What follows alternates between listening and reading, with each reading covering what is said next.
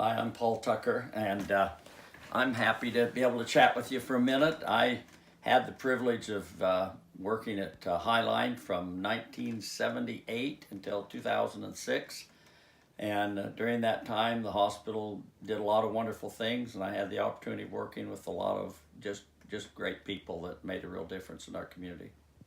And one of the things that I tried to do on a regular basis, in fact, Patty, who I worked with, my executive assistant, she'd make sure I'd get out in the hospital every week and work out in a different department.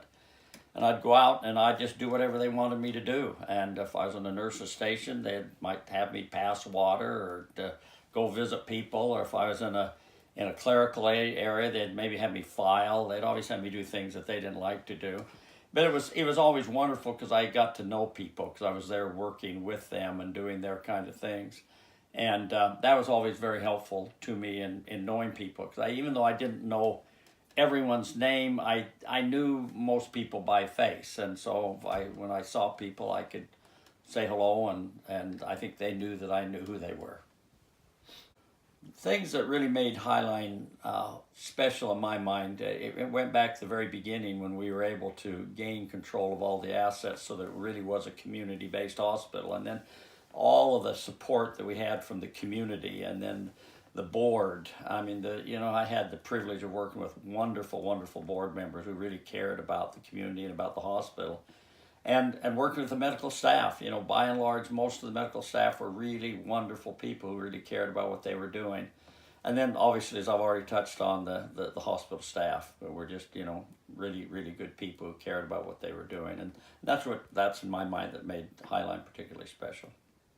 I really appreciate all of you who do so much for the hospital. I look at, again, as I just mentioned, looking at the community people, the board members and foundation board members, and just citizens who donate money. I mean, that's what makes it such an incredibly wonderful place to be and to work, because all of these people really care about it, and they care that they have good health care close to their home, and that they feel comfortable in a place that they're comfortable in going to.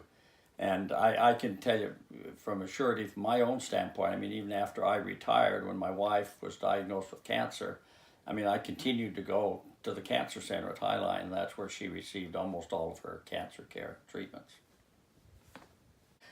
Wanted, in closing, just kind of let you know how important you are to the future of the hospital.